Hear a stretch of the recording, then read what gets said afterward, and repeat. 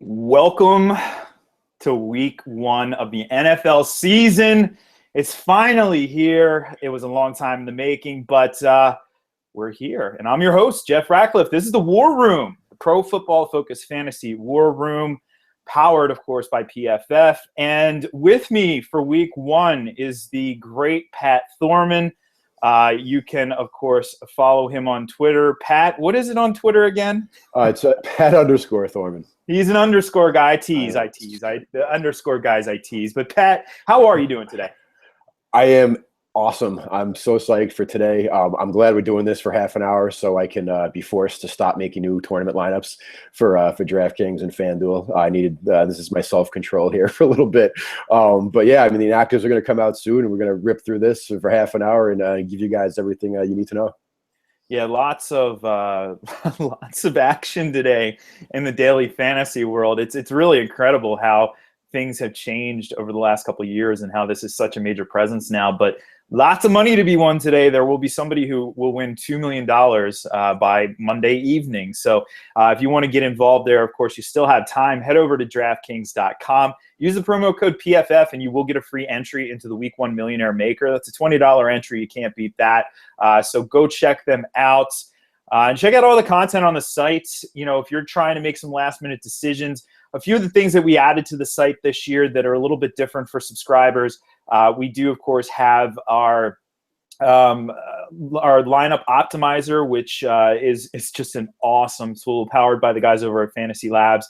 And it's a great tool. It'll give you help with your lineups for DraftKings, for FanDuel, and, of course, for Yahoo. Get in on Yahoo, too. There's a lot of action this year. So check that out. We have the box score analyzer, which takes projected box scores. Essentially, it's kind of like a Vegas tool in some ways, but it uses our projections, our numbers, so you can check on the high-scoring games, the low-scoring games. And, of course, we have our wide receiver cornerback matchup. That's stuff you can't get anywhere. And, Pat, I know that you hear this all the time. You hear, well, so-and-so is going to be covering so-and-so. Like, for example, this one. Vontae Davis. Well, he's going to be shadowing Sammy Watkins, right? Well, yeah. I mean, that's the rumor anyway. I mean, you look at the wide receiver cornerback matchup, and he stays on one side. So it'll be interesting to see, you know, if they in fact do that. You know, that'll come into play, especially if you're starting Tyrod Taylor in daily. If you want to worry about stacking him with somebody, if Sammy would be an interesting option, but with Vontae Davis on him, he certainly wouldn't be. Yeah, and I really don't expect to see Vontae Davis, you know, doing any shadowing today. We didn't see that last year at all, and I don't expect that to change. So, yeah. So these are some of the narratives you get out there that we really deconstruct, and you know, it's beneficial, you know, for subscribers. So if you're not a subscriber yet, I don't know what you're waiting for. Go ahead and subscribe. Going to help you win some money potentially in daily, and going to help you win your season-long leagues, because there are still season-long leagues, Pat. So a lot of stuff to go through, a short bit of time. If you're watching this on the YouTube feed, you can get your questions answered today. Just use the hashtag War Room. That's all one word, War Room, and we'll get to those questions as they come through. Of course, Pat, I guess probably the biggest questions entering today on the wide receiver front, both Mike Evans and Alshon Jeffrey entering week one, banged up. And, you know, Jeffrey, at least we're going to get a sense here. I'm keeping a close eye to see if this injury report comes out, the inactives report. But we're going to get a good sense here. Optimism on both fronts. But Mike Evans is the trickier player, Pat. And I wanted to kind of get your sense of what you would do here if you were a Mike Evans owner, and this being a 4 o'clock game. So how would you approach that? I mean, are you confident with Evans based on what you're hearing so far, or, you know, what are your general thoughts? Well, I mean, being a 4 o'clock game, that does complicate things. I mean, you don't want to get stuck, especially if you don't have any other options to start at 4 if he's last minute inactive. And if he starts out and he goes out in, you know, the first quarter and aggravates it, and you know, he's not playing for the rest of the game. So if you have other options that are viable, I would go that route, and I would imagine most people do. It's the first week of the year.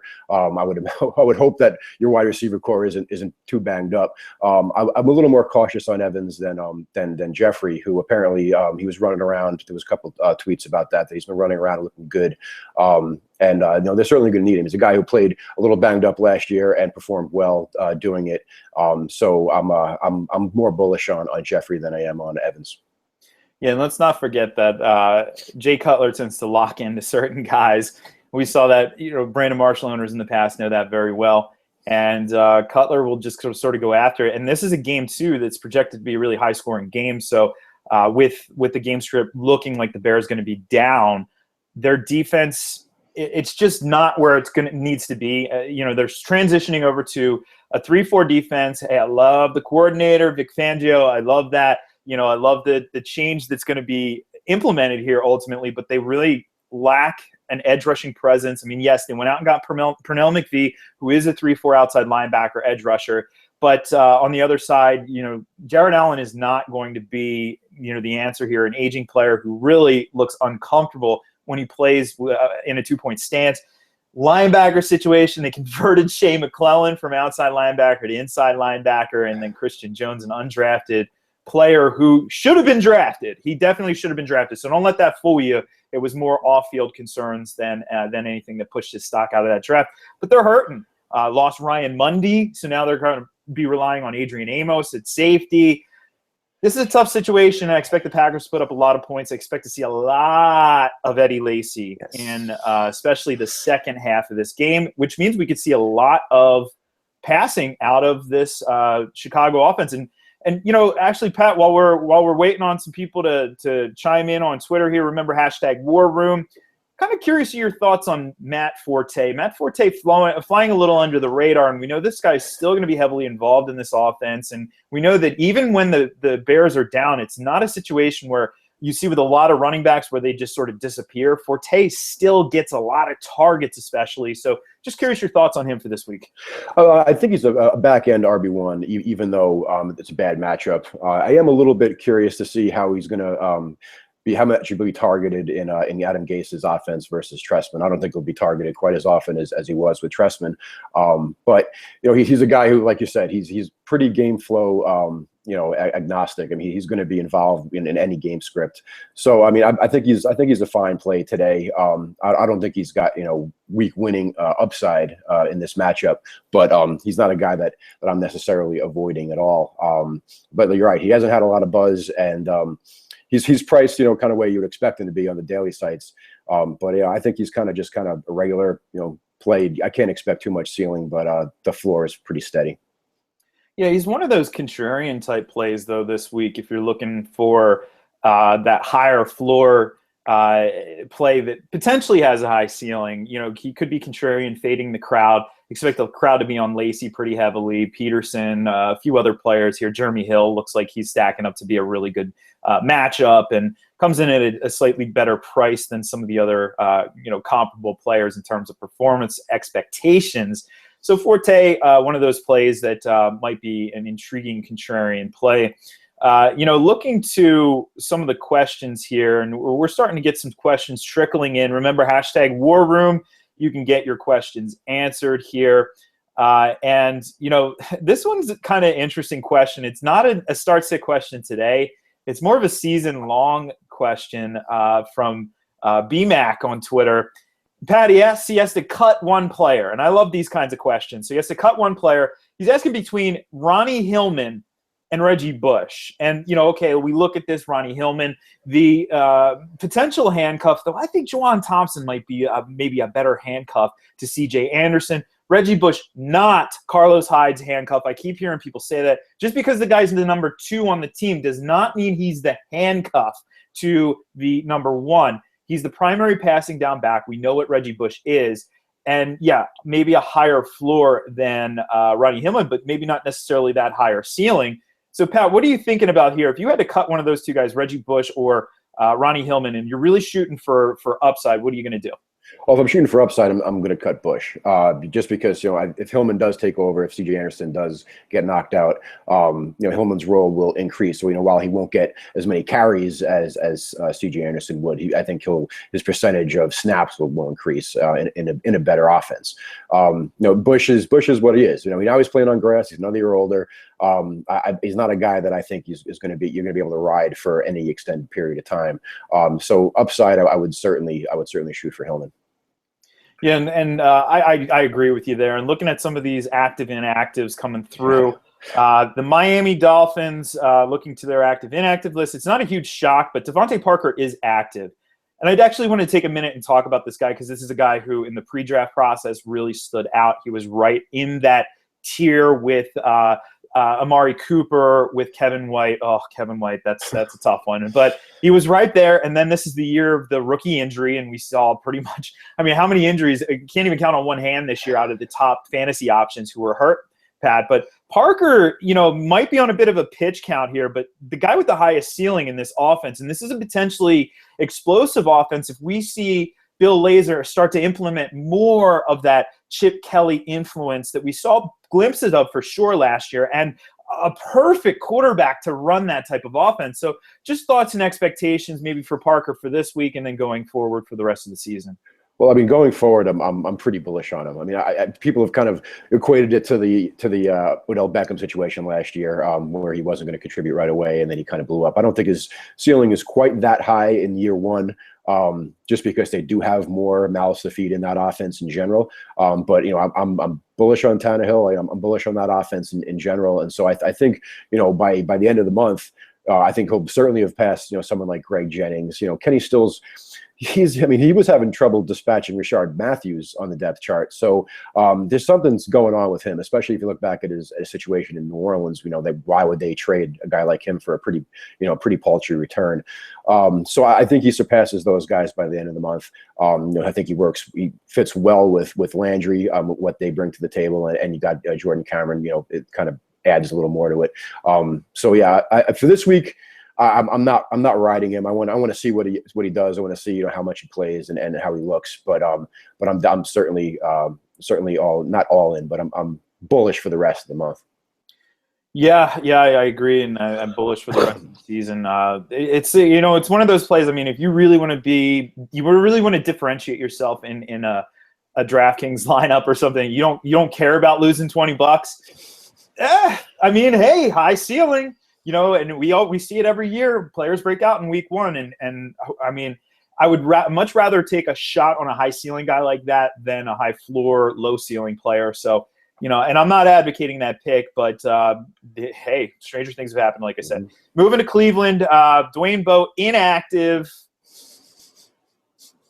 Should we be surprised? I don't know. Dwayne Bowe, hopefully you didn't draft Dwayne Bowe. He's one of those classic. Well, he's like a low floor, low ceiling guy, so that's even worse. Taylor Gabriel going to see some play here. Taylor Gabriel, an upside player with a more capable quarterback this year, a GPP play potentially, but Duke Johnson is going to be active in this game. Dealt with a concussion in the preseason, but he'll be active. So it'll be nice to see. He's a player to monitor, not a player to start. Pat, moving to the Jets side, though, and this is a player I do want to talk about. Chris Ivory dealing with a little bit of a knee injury, but it was nothing significant. He is active in this game. But he's a player who, a lot of people have talked up. He's a player who a lot of people thought was going to be a 3-down guy. He's not going to be a 3-down guy because Bilal Powell will be active in passing situations, but still a really interesting guy who has the potential certainly to be squarely in that 15 to 20 touch range. In a matchup that does bode positively, game script is in his favor here. So just curious your thoughts on Ivory for today. I'm definitely bullish on Ivory today. He's a guy that I wrote up this week as a good play in FanDuel. And like you said, the matchup is good. The game script looks like it's going to be good, and that was his biggest issue last year. Was he just he was minimized in the second half of a lot of their games because they were getting knocked around. So they're favored by 3. They're at home. Since Cleveland's run defense is a little bit suspect.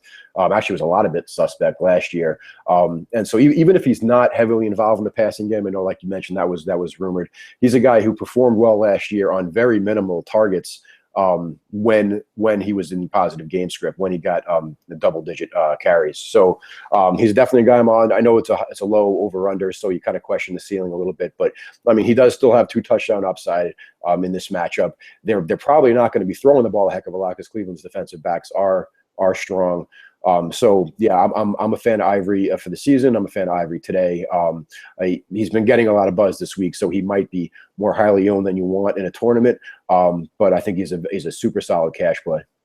Yeah, and those looking to, by the way, and I agree with all those points. Devin Smith will be inactive in this game. I know it was kind of curious. We expected him to be out a lot longer than that was at least what the initial timetable said. But he is inactive here, so anybody trying to catch lightning in a bottle with Smith, not going to happen this week. Moving over to the Chiefs and Texans, Travis Kelce dealing with a little bit of an ankle injury. Doesn't matter. If you own him, you're starting him. No questions asked there. To the Texans side, really not seeing much of intrigue, except Jadeveon Clowney is going to be active. So, hey, we want to see what we have with this guy. I'm not advocating starting him in IDP leagues over any more established and solid options. But if you own him, that's a good thing because he's a massive ceiling guy. So we'll see what we have. I don't know how they're going to be able to defend this defense. I mean, okay, you have Vince Wilfork, who's going to eat up a lot of blockers. So you go after Vince Wilfork, and then you have to go after J.J. Watt. And then you still have Whitney Mercilus and Jadeveon Clowney there, plus, some younger players who could potentially step up, Jared Crick among them. This is going to be a really interesting game and a very, very tough matchup for this Chiefs offensive line that has some question marks anyway, so keep an eye on that one. Going over to the Panthers. One thing, I'm sorry, Jeff. One thing on Kelce, like you mentioned with their offensive line, I mean, he might stay in and block a little more. He's a quality blocker, and you're starting him if you have him in season long. But as far as using too much of him in daily this week, I'm kind of off him. I'm a huge Kelce fan, but I'm kind of worried this week, especially with their problems with their tackles and going up against, like you said, J.J. Watt, and they got some edge pressure. So he might not run as many routes as we'd like him to. Even though Anthony Fasano is finally out of the picture, this might be another situation where you're frustrated with Kelce.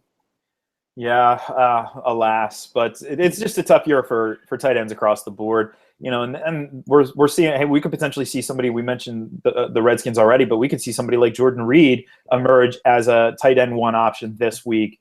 So hey, just pay close attention to the waiver wire. Don't feel like you have to be locked into certain players, and don't trust the Colts tight ends. But that's another story. Panthers really quickly, and this is an interesting one. Star Lotulelei. This is not a surprise, but he is inactive today. But what I want to ask about this is not for the defensive purposes, Pat, but for the offensive purposes for the Jaguars. TJ Yeldon, a player who a lot of us liked, in the pre-draft process, post-draft, landed in a great spot. And yet he's a tricky player to deal with because we don't know exactly what to expect out of this Jags offense. Blake Bortles looked good in the preseason. Then again, he did last year as well, and he didn't look very good in the regular season. But, what are your thoughts, and how do you have Yeldon ranked this week? Would you be comfortable with him as an RB2? Yeah, so I'd be comfortable with him as an RB2, on probably more on the back end than the front end of that designation.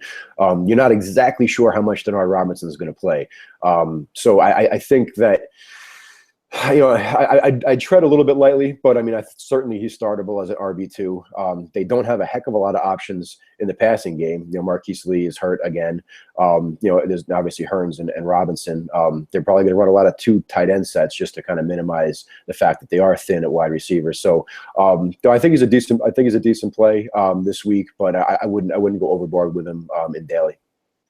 Yeah, I think that a player who people might go overboard in daily this week is in the next game that we want to take a quick look at is the Seattle Seahawks at the St. Louis Rams. Trey Mason, inactive. Todd Gurley, we knew that, inactive. That kind of leaves one player there. Benny Cunningham and he would have been the third down guy regardless today. Pat, this guy's going to be every down. Now, is this a good matchup? No, it's a terrible matchup, but we've seen interesting sort of fireworks between these 2 teams when they play. It's a divisional game. They see each other 2 times a year, every year. And we've seen the Rams give the Seahawks fits in the recent past. So, the fact that this guy is a 3-down player, I mean, what are your thoughts about Benny Cunningham this week? And I mean, this is one of those when I initially this was brought up during the week, I kind of cringed, like, oh, do I really want to make that play? And now here I am, and this guy's in a lot of my DFS lineups. Yeah, I mean, he's viable if you're desperate. I mean, it's a tough call. Say you have Alfred Blue and you're forced to start Alfred Blue versus Benny Cunningham, and Blue's got a little more competition for touches back there. He's got a better matchup, although the Chiefs aren't a pushover and Poe's going to play. But he's a guy who's performed adequately in the past when he's had that opportunity. So if you're super desperate, it's a play that's not completely crazy, as much as it would seem based on the matchup.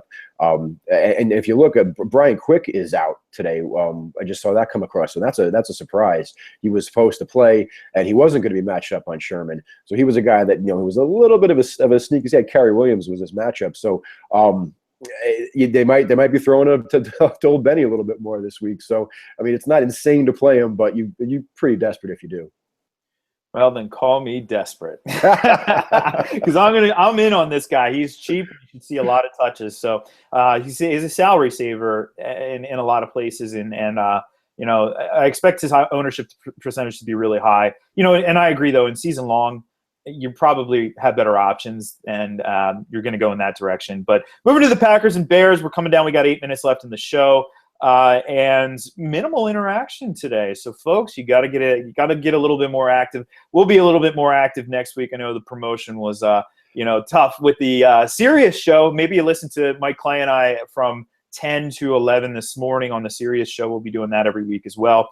But either way, moving to that Bears game, we see that Randall Cobb is going to be active, of course. We expected that. That's good. You're starting him. You're not questioning that. Morgan Burnett is going to be inactive. We saw the writing on the wall for this when he missed his the Friday practice session. So that's out, and that's a plus for the Bears, especially, again, this is a game script where the Bears could likely be down. They're going to have to throw a lot. And now for the grand reveal, Alshon Jeffrey active, Eddie Royal active, Marcus Wilson active. So all three of these guys banged up this week, and all three of them are going to go. I think we're both in agreement here. If you have Alshon Jeffrey, you're going to start him. But, Pat, I'm more concerned and more interested about your thoughts on Eddie Royal, who's a player who should be heavily involved in this offense, being that Kevin White is out and potentially out for the whole season. We'll see what ultimately ends up happening there. And Eddie Royal is a better player than Marcus Wilson. So I'm curious, where does he land ultimately in your rankings? What would you position him as? Oh, he's down in the late 30s, I think, for wide receivers this week. I think he's going to be a fine play game script wise. He's got a pretty good rapport with Cutler. They played together in Denver, and he's looked pretty good apparently in camp.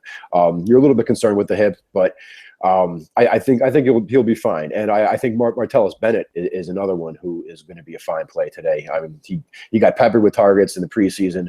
He got peppered with targets against the Packers last year. So I think he's a pretty fine play as well. I think he's fairly cheap on DraftKings as well.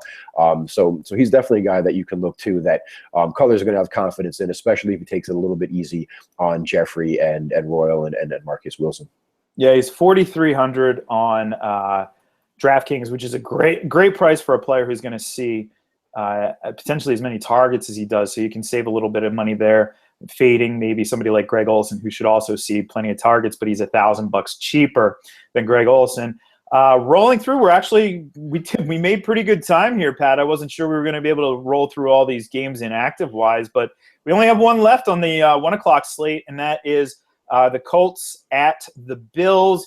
Nothing really to see on the Colts side. If you're thinking Robert Mathis might play, and that might be something for Tyrod Taylor to worry about. He's not going to play. Otherwise, it's the Colts defense that we pretty much came to expect. Everybody is active there, and nothing to report really on the offensive side of the ball. But in Buffalo, there were more concerns. So we take a look at the Buffalo side, and there were a bunch of players who were banged up this week. Charles Clay, a little banged up. He's going to play. LaShawn McCoy, a little banged up as well. He's going to be active, and we expect to see him we expect him to get the full complement of carries, so he could be really involved here in a somewhat decent matchup, surprisingly. This is a weird game, Pat, because you have this elite-level offense versus elite-level defense, and then you have this subpar offense versus a subpar defense. So it's really well matched there. Sammy Watkins also going to be active. So I guess just your thoughts on some of these Bills players, especially given the fact that Tyrod Taylor is in at quarterback. Well, Tyrod Taylor kind of makes LeSean McCoy a real quagmire here. I mean, he can go out there. He's got the toe. He can play 3 snaps and wind up sitting on the sideline for the rest of the game, or he can take advantage of a good matchup, like you said. Art Jones isn't going to be playing. He's done. So, and Tyrod Taylor his running ability is going to open up some lanes. So it's a tough call on McCoy. I mean, he's got mid RB1 upside, I would say, but he's got a super low floor with his nagging injuries if they crop up. So it's kind of a risky play, but at the same time, it's got enough upside that I feel comfortable making it. And that's probably not something I'm going to say very often this year with McCoy, but I do think this might be one of the better spots for him in general. As far as Tyrod Taylor goes, he's minimum price on daily sites. He's a guy that if you're going to be playing in the tournament, you don't have to stack with one of his receivers because he does bring that rushing ability as well. And if by chance Vontae Davis is on Sammy Watkins more than just the usual, you're looking at pretty limited targets and banged up targets, like you said. So McCoy's kind of an upside play. I wouldn't have too much of him in daily, but I will have a little bit of exposure. Yeah, we look at Tyrod Taylor. I guess I should mention him just briefly here. So he's $5,000 on both major sites. Okay, so Pat, let's say he runs for 50 yards. Okay, he throws for 150 and 1 touchdown, and maybe even if we throw a pick in there, whatever. Yeah. He basically tripled his cost. That's a really intriguing play, and it's a play that I do like. A lot of people are talking about him as a GPP play. I don't think he has that kind of a ceiling. When you're talking about GPP quarterbacks, either you really have to hit on a low-price guy, or you're going to have to pay up typically for a quarterback who either he may be heavily owned, the quarterback you go with, but in this case, I don't see him as a GPP play. I see him as a cash game play because tripling your return there, or tripling your cost in terms of points. So if he scores 15 points, he's tripled his cost. That saves you so much money elsewhere. And boy, the cash game, I don't know about you, Pat, this week, but the cash game lineups that I've been able to put together are really stacked if you use Tyrod Taylor. Absolutely. And that worries me a little bit. I'm just speaking generally. There's so much value out there that anyone can put together a lineup. You put Devontae Adams and you put Tyrod Taylor in there, and you have studs, for the rest of your lineup. So it's tough to kind of come up with a cash game lineup that you're so confident in that you want to, put 80% of what you're playing today in. So today is actually a day that I'm going to be playing a lot more GPP on a percentage basis than I usually would. I'm usually more conservative with that percentage. So that's just kind of an aside in generally speaking. But I also agree with what you're saying about Taylor in a GPP. You're hitting 5 times value when your minimum price is great and all, but I mean, if you're in a tournament with 500,000 plus entries like the Millie Maker, you're going to need guys to score more than that if you're hoping to have a shot at the big prize. Yeah, absolutely, and a good point too about bankroll, real quick. The first 4 weeks of the season, typically I won't invest much more than 10% of my entire bankroll into plays, whereas in week 15, 14, 13, I'm investing 25% of my bankroll because we have more data points. So it's something to be careful with there. Always monitor your bankroll and play in that Millionaire Maker. And if you win, give me and Pat 1% each. Anyway, we're coming up on 12 o'clock here. So it's time for me and Pat to go and update all of our rankings for the last second for everybody. Head on over to Pro Football Focus. Check all that out. We'll be back here again next week, 11:30. We're going to do a lot of the same, run right through all these inactives and get your start sit questions answered. So good luck to you this week. We'll catch you on the flip side. So for Pro Football Focus, he's Pat, I'm Jeff, and that's a wrap.